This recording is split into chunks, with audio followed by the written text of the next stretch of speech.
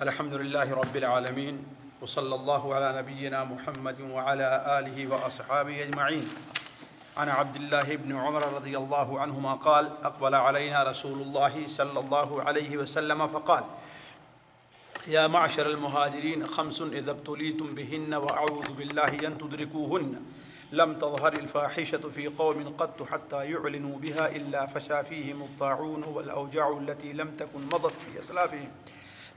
مضت في أسلافهم الذين مضوا ولم ينقصوا المكيال والميزان إلا أخذوا بالسنين وشدة المؤونة وجور السلطان عليهم ولم يمنعوا زكاة أموالهم إلا منعوا القطر من السماء ولولا البهائم لم يمطروا ولم ينقضوا عهد الله وعهد رسوله إلا سلط الله عليهم عدوا من غيره فأخذوا بعد ما في أيديهم وما لم تحكم أئمتهم بكتاب الله وتخيروا بما أنزل الله إلا جعل الله بأسهم بينهم. یہ ایک حدیث ہے جس کا کچھ حصہ پچھلے ہفتے آپ لوگوں کے سامنے رکھا گیا تھا کہ اس میں اللہ کے رسول صلی اللہ علیہ وسلم نے قوم کی یا کسی بھی قوم کی 5 برائیوں کا ذکر کیا ہے کہ جب وہ 5 برائیاں ان میں پیدا ہو جائیں گی تو ان کے اوپر اللہ تبارک و تعالی مصیبت، پریشانیاں اور عذاب نازل کرے گا. پہلی چیز کیا تھی ابو یعقوب؟ نہیں، پہلی چیز تھی بدکاری اور فحاشی. جب کسی قوم میں ظاہر ہو جائے گی یہاں تک کہ اس کا ارتکاب علی الاعلان لوگ کرنے لگیں تو ان پر کون سی مصیبت آئے گی؟ طاعون اور ایسی بیماریاں پیدا ہوں گی جو اس سے پہلے نہیں تھی. دوسری چیز کیا ہے کہ جب لوگ ناپ تول میں کمی کرنا شروع کریں گے، خرید و فروخت میں دھوکہ بازی سے کام لیں گے، عیب کو، مال کے عیب کو چھپائیں گے، حقیقت کے خلاف ظاہر کریں گے تو ان کے اوپر 3 قسم کی مصیبتیں آئیں گی. وہ تینوں کیا ہیں؟ ایک تو بارش نہیں ہوگی، دوسرے رزق اور روزی میں تنگی اور کمی واقع ہوگی، اور تیسری چیز بادشاہوں کا ظلم بڑھ جائے گا. تیسری چیز تھی کہ جب کوئی قوم اپنے مال کی زکوٰۃ دینا بند کر دے. اللہ تبارک و تعالیٰ نے جو 2.5% غریبوں اور مسکینوں کا حق رکھا ہے، اگر وہ حق غریبوں کا لوگ غریبوں کو نہ دیں، اس میں خیانت سے کام لینا شروع کر دیں تو اللہ تبارک و تعالیٰ ان کے اوپر خشک سالی مسلط کر دیتا ہے. لیکن کبھی کبھار جب بارش ہو جاتی ہے تو اس کا سبب یہ نہیں کہ لوگوں نے اپنے گناہ سے توبہ کر لیا ہے، اس کا سبب یہ کہ اللہ تعالیٰ کچھ دوسری مخلوق بھی اس زمین میں رہتی ہے جو پانی کی محتاج ہے اور جن کا کوئی جرم نہیں ہے. چوتھی چیز جو تھی یا چوتھی برائی جس کا عذاب ہے وہ یہ ہے کہ اگر لوگ اللہ اور اس کے رسول کے عہد کو توڑ دیں، اللہ اور اس کے رسول سے کیے گئے عہد کو توڑ دیں تو اللہ تبارک و تعالیٰ ان کے اوپر ان کے علاوہ کسی اور دشمن کو مسلط کر دیتا ہے، اور دشمن کو مسلط کر دیتا ہے، اور ان کے اندر جو مالی خیرات پائی جاتی ہے وہ دشمن ان میں سے بہت بڑا حصہ اپنے ملک لے کر کے چلے جاتے ہیں. اللہ تعالیٰ کے عہد اور اللہ کے رسول سے عہد سے کیا مراد ہے؟ اس سے 2 چیزیں ہیں. ایک تو ہے کہ ہر انسان اللہ تعالیٰ سے یہ عہد کیا ہوا ہے کہ اسی کی عبادت کرے گا. الم اعہد الیکم یا بنی آدم الا تعبدوا الشیطان انہ لکم عدو مبین وان اعبدونی ھذا صراط مستقیم. اے آدم کی اولاد، کیا ہم نے تم سے عہد نہیں لے لیا تھا؟ الم اعہد الیکم یا بنی آدم، کیا؟ اللہ تعبدوا الشیطان، تم شیطان کی عبادت نہ کرنا. حالانکہ کوئی شیطان کی عبادت نہیں کرتا، لیکن چونکہ شیطان کے ورگلانے سے غیر اللہ کی عبادت کر رہا لہذا شیطان کی عبادت کہی گئی. انہ لکم عدو من، وہ تمہارا کھلا ہوا دشمن ہے، وان اعبدونی، یہ کہ تم ہماری عبادت کرنا. آج لوگ اللہ کی عبادت میں کس قدر کوتاہ ہیں۔ آج دیکھیں اللہ کے گھر مسجدیں ویران ہیں، اور جہاں اللہ تعالیٰ کی عبادت نہیں بلکہ وہاں شرک ہوتا ہے وہ آج آباد ہے کہ نہیں؟ کتنے فیصد لوگ ہیں جو ہم میں سے نمازی ہیں، حالانکہ نماز اللہ تعالیٰ کی عبادتوں میں سب سے اہم عبادت ہے۔ شہادتین کے بعد سب سے اہم درجہ نماز اس کا ہے۔ آج لوگ دیکھ لیں آپ کتنے فیصد لوگ نماز مسلمان پڑھ رہے ہیں۔ جو لوگ پڑھ بھی رہے ہیں وہ نبی کریم صلی اللہ علیہ وسلم کی نماز کے مطابق کتنے لوگ اس میں نماز پڑھ رہے ہیں؟ یہ تو کوئی۔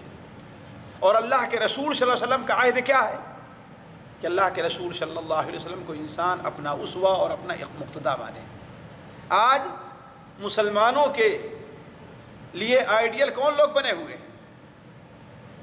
اللہ کے رسول اور صحابہ کرام بنے؟ نہیں، ایک کھلاڑی بنا ہوا ہے، کوئی فلم اسٹار جس کا نام رکھا ہے، گانے والے فنکار بنے ہوئے ہیں۔ یہی لوگ آج مسلمانوں کے، مسلمان انہی جیسے کپڑے پہنتا ہے، انہی جیسے اپنے بال بناتا ہے، انہی جیسے حتیٰ کی باتوں میں وہی طرز اختیار کرتا ہے۔ تو یہ اللہ اور اس کے رسول کے عہدوں کو توڑا ہوا ہے۔ اور اللہ اور اس کے رسول کے عہد میں یہ بھی داخل ہے کہ غیروں سے جو وعدہ کیا جائے، غیر مسلم ہی کیوں نہیں ہے، اس وعدے کو توڑ دیا جائے تو گویا کیا ہے؟ اللہ اور اس کے رسول کا نام لے کر کیے گئے عہدوں کو آپ نے توڑ دیا ہے۔ اس کا نتیجہ کیا نکلے گا؟ اگر ایسا مسلمان کریں گے تو اللہ تبارک و تعالی غیر قوم کو ان کے اوپر مسلط کر دے گا۔ آج جیسا کہ دیکھا جا رہا ہے، کون سا ملک ہے جہاں پر کسی نہ کسی ناحیے سے، ڈائریکٹ نہیں، کسی نہ کسی ناحیے سے آج غیر مسلم مسلط ہے۔ اور مسلمان آج جغرافیائی طور پر مسلم ممالک جو ہیں دنیا کے مالدار ترین ممالک ہیں۔ آج جو علاقہ مسلمانوں کے قبضے میں ہے ہر قسم کی خیرات سے بھرا پڑا ہے، جیسا کہ آپ دیکھ رہے ہیں۔ آج دنیا کی نظر خاص طور جزیرہ عربیہ کے اوپر ہے نا، لیکن لوگ اپنے مال سے مسلمان فائدہ کم اٹھا رہے ہیں، اور دوسرے لوگ خواہ حکومتوں کی طور پر ہیں یا افراد کے طور پر ہیں، افراد کے طور پر ہیں۔ آج دیکھ لیجیے اونچی اونچی پوسٹ کے اوپر کتنے غیر مسلم بیٹھے ہوئے ہیں۔ آج دیکھ لیں آپ کتنے غیر مسلم بیٹھے ہوئے ہیں۔ تو مسلمانوں کا پاس جو کچھ ہے وہ ان سے لے کر کے چلے جا رہے ہیں۔ تو آپ صلی اللہ علیہ وسلم نے ارشاد فرمایا کہ جب لوگ اللہ اور اس کے رسول کے عہدوں کو توڑ دیں تو اللہ تعالیٰ ان کے اوپر ایسا دشمن مسلط کر دیتا ہے جو ان کے اندر سے بہت ساری خیرات لے کے چلا جاتا ہے۔ آخری چیز قابل عبرت ہے اور قابل غور ہے۔ آپ صلی اللہ علیہ وسلم نے ارشاد فرمایا کہ جب کوئی بادشاہ، جو کوئی حاکم، کوئی قوم اللہ کے نازل کیے ہوئے نظام کے مطابق حکومت نہیں چلاتی، اللہ کے نازل کیے ہوئے نظام کے مطابق حکومت نہیں چلاتی، تو اللہ تبارک و تعالی کیا کرتا ہے؟ آپس میں انہیں لڑا دیتا ہے۔ ذرا سوچیں، قانون کیوں بنتا ہے؟ تاکہ ملک میں امن و امان رہے، اس سے بنتا ہے قانون نا۔ لیکن اللہ تبارک و تعالی کی پھٹکار دیکھیے کہ مسلمان کہلانے والے، اسلامی حکومت اپنے کو اسلامی جمہوریہ کہلانے والے لوگ آج اسلام کے مطابق فیصلہ نہیں کر رہے ہیں۔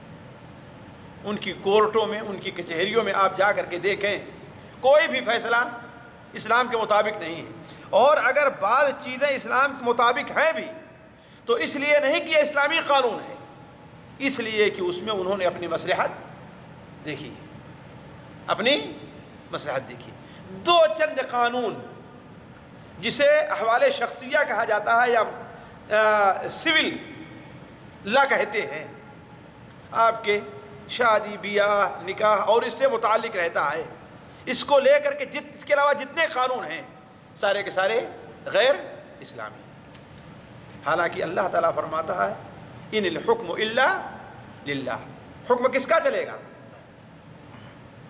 الا لہ الخلق والامر، اللہ ہی نے پیدا کیا ہے اور قانون اسی کا چلے گا۔ ومن لم يحكم بما انزل اللہ فاولئک هم الکافرون، جو لوگ اللہ تعالیٰ کے نازل کیے ہوئے نظام کے مطابق حکومت نہیں کرتے ہیں، یہی لوگ کیا ہے؟ کافر ہیں۔ اس سختی کے باوجود بھی آج مسلمانوں پر جتنے قانون بنائے گئے ہیں، پبلک چاہتی ہے، لیکن حکام کی طرف سے جتنے قانون بنائے گئے ہیں سارے کے سارے کیا ہیں؟ اسلام کے خلاف ہیں۔ اس کا نتیجہ کیا نکل رہا ہے؟ آج جتنے مسلمانوں کے ہاتھ مارے جا رہے ہیں، جتنے مسلمان غیر مسلموں کے ہاتھ مارے نہیں جا رہے ہیں۔ آپ دیکھ لیجیے، اپنے قریب ملکوں میں دیکھ لیجیے اور اپنے سے دور ملکوں میں دیکھ لیجیے آپ، جتنا مسلمان پوری دنیا میں ہندوؤں کے غیر مسلموں کے ہاتھ نہیں مارے جاتے، اتنا کس کے ہاتھ مارے جا رہے ہیں؟ آپس میں مسلمان۔ یہ دیکھ لیا، اس کی وجہ کیا ہے؟ کہ نام پر بنتا ہے ملک اسلام کی، لیکن اسلامی قانون نافذ نہیں ہوتا۔ نام پر بنتا ہے کس کے؟ اسلام کے، لیکن اسلامی قانون نافذ نہیں ہوتا۔ آج دور نہ جائیے، سوریا میں کیا ہو رہا ہے؟ یہودی آ کر قتل کر رہے ہیں مسلمانوں کو، ہندو آ کے قتل کر رہا ہے، افریقہ کے بت پرست آ کے قتل کر رہے ہیں، رشیا اور چائنا کے کمیونسٹ آ کر قتل کر رہے ہیں۔ کون قتل کر رہا ہے؟ اپنے کو مسلمان کہلانے والے اور کلمہ لا الہ الا محمد رسول اللہ پڑھنے والے لوگ۔ تو آپ صلی اللہ علیہ وسلم نے بیان فرمایا کہ جو قوم اللہ کے نازل کیے ہوئے قانون کے مطابق فیصلہ نہیں کرتی، اسے اختیار نہیں کرتی ہے، تو اللہ تبارک و تعالیٰ انہیں آپس میں لڑا دیتا ہے، آپس میں لڑا دیتا ہے، یہاں تک کہ ایک دوسرے کو قتل کرتے رہتے ہیں۔ اس لیے غور کریں، ہر شخص غور کرے۔ تو یہ حدیث نبی کریم صلی اللہ علیہ وسلم کا ایک معجزہ ہے۔ آج جس علاقے میں جس قدر زنا فحاشی عام ہے، اسی قدر لا علاج بیماریاں پیدا ہو رہی ہیں، اور جو لوگ خرید و فروخت میں جس قدر خیانت سے کام لیتے ہیں، ان کے اندر اسی قدر آج بھوکمری پریشانی پائی جا رہی ہے۔ آج جاپان کیوں کامیاب ہے؟ اس لیے کہ جو کہتا ہے اتنا آپ کو دیتا ہے، اس لیے کامیاب ہے۔ جتنا کہتا ہے اتنا آپ کو دے رہا ہے۔ لیکن آج ہمارے ملک میں کیوں ناکام ہے؟ اس لیے کہ جتنا کہتے ہیں اس کا 50% ہمیں دیتے نہیں ہے، چاہے کوالٹی کے طور پر ہے یا کسی اور طور پر ہے کہ نہیں ہے؟ اس طریقے سے آج دیکھ لیجئے بارش کی کمی، کیوں زکوٰۃ آج نہیں دی جا رہی؟ آج غیروں کا تسلط کیوں ہے؟ اس لیے کہ ہم اللہ اور اس کے رسول کے عہدوں کو پورا نہیں کر رہے ہیں۔ آج ہم مسلمان آپس میں لڑ کیوں رہے ہیں؟ اس لیے ہم خود ہندوستان میں آج مسلمان آپس میں لڑ رہے ہیں کہ نہیں لڑ رہے ہیں؟ وجہ کیا ہے؟ اس لیے کہ وہ معاملات جن کا فیصلہ مسلمان آپس میں مل کر کے حل کر سکتے ہیں، وہ بھی کہاں لے جاتے ہیں؟ کورٹ میں لے جاتے ہیں۔ کورٹ میں حتیٰ کی بات بالکل واضح چیز ہے جس پہ کوئی دو رائے نہیں ہے، اس کے لیے بھی کورٹ کا دروازہ لوگ کھٹکھٹاتے ہیں۔ مثال کے طور پر ایک شخص ہے، کوئی اس کی بیٹی کو طلاق دینا چاہتا ہے، ٹھیک ہے بھائی، اس کا شرعی حق ہے، دونوں میں نہیں بن رہی ہے، وہ طلاق دے دے، لیکن لوگ اس پر صبر نہیں کرتے۔ کیا کرتے ہیں؟ جا کر کورٹ میں کیس دائر کر دیں گے، اور اگر مہر باندھی گئی ہے 500 تو دعویٰ کرتے ہیں 5000 کا۔ ہے بات صحیح کہ نہیں صحیح؟ دعویٰ کرتے ہیں نا، اگر 500 ہے دعویٰ کتنا کرتے ہیں؟ 5000 کرتے ہیں۔ آخر یہ کفر نہیں ہے نا کفر؟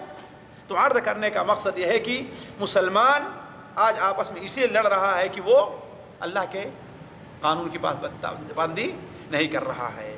تو میں عرض کر رہا تھا کہ یہ اللہ تبارک میں سے ایک معجزہ ہے کہ جن 5 بیماریوں کی خبر دی تھی اللہ کے رسول صلی اللہ علیہ وسلم نے، اور وہ امت میں جو پائی جا رہی ہیں، تو ایسے ہی مصیبتوں اور پریشانیاں ان کے اوپر نافذ ہے۔ اللہ تعالی ہمیں ہر شخص کو ہر قسم کی مصیبت اور پریشانیوں سے محفوظ رکھے۔ اللہ تعالی ہر مسلمان کو اپنے بنائے ہوئے قانون کے مطابق عمل کرنے کی توفیق عطا فرمائے. اللہ تعالی ہمیں اس بات کی توفیق دے کہ ہم اللہ اور اس کے رسول کے عہد کو پورا کریں. سبحانک اللہم و بحمدک اشہد ان لا الہ الا انت استغفرک و اتوب الیک.